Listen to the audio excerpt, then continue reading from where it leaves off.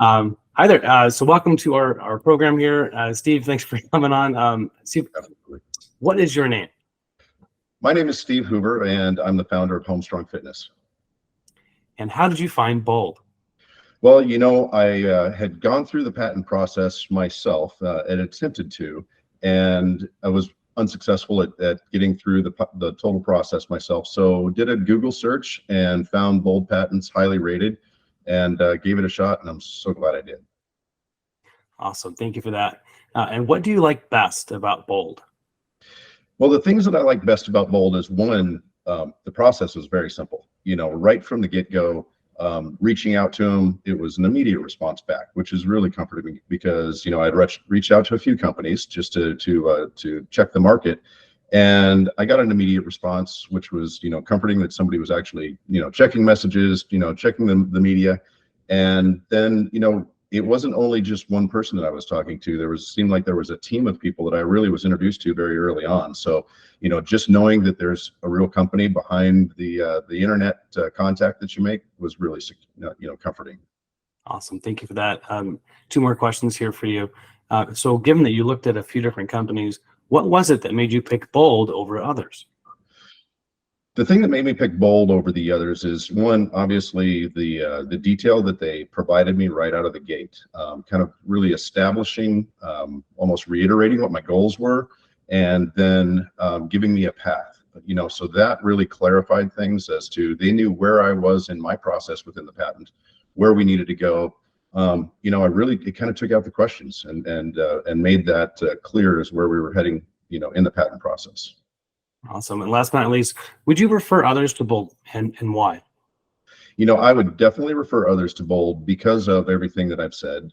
You guys hit the budget. You had a team behind it. I've worked with multiple people. Everyone that I worked with was great.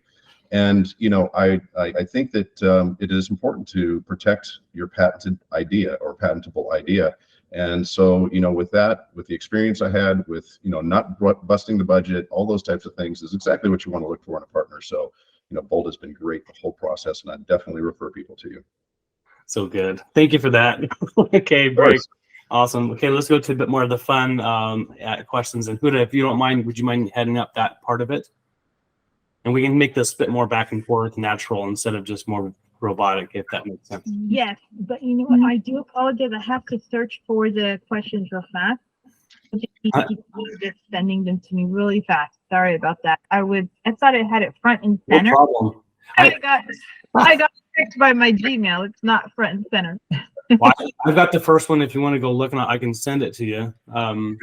But Steve, if you would provide details about your background, let them know kind of where you grew up, what your family like, where you went to school, and what are some of your interests. Sure. Want me to go ahead and kick it off? Yeah, go for it.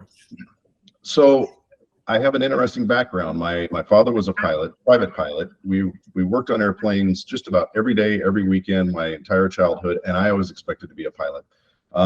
Was signed into the Air Force pilot program right out of high school. Went in, took my first physical, and found out I had an astigmatism I'd never known about. So kind of crushed my pilot dreams right there out of high school. Still love to fly, but can't do it professionally, or at least in the military.